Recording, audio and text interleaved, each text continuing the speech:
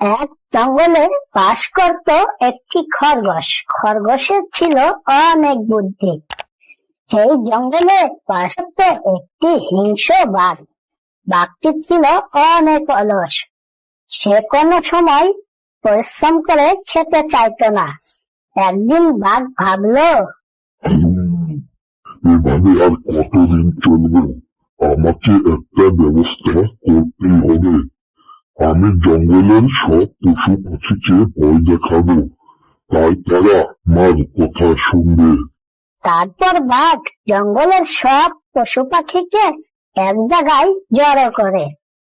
তোদের একটা কথা বলি, আজ থেকে তোরা প্রতিদিন আমার জন্য একটি করে পশু আমার গুহার সামনে পাঠাবি, তা না হলে আমি তোদের সবাইকে খেয়ে ফেলবো। বাঘের এই কথা শুনে সবাই রাজি হয়ে যায়। তারপর থেকে তারা প্রতিদিন একটা করে পশু বাঘের গুহায় পাঠাতে থাকলো। এভাবে আর কতদিন? আমাদের জঙ্গলের সব পশু যে শেষ হয়ে গেল। ঠিক বলেছ, ওই শয়তান বাঘ আমার নিষ্পাপ ছানা দুটিকে খেয়ে ফেলেছে। ওর একটা শিক্ষা হওয়া উচিত। ঠিক আছে, তোমরা কোনো চিন্তা করো না, আমি যাব ওই শয়তান বাঘের কাছে। তারপর দিন খরগোশ বাঘের কাছে যেতে যেতে একটা বুদ্ধি বের করে।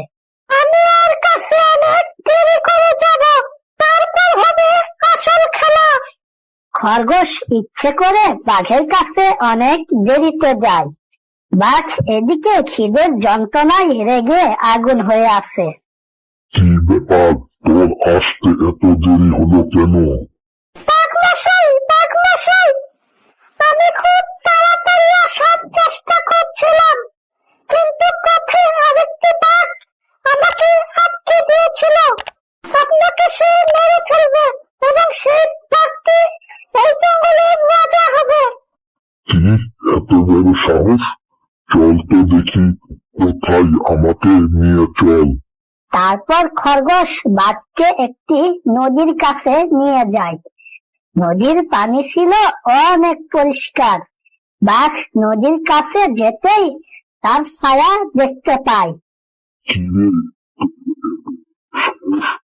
তুই আমাকে মারতে চাস? তারা তোর মজা দেখাচ্ছি। তারপর বোকা বাঘ নদীর জলে ঝাঁপিয়ে পড়ে।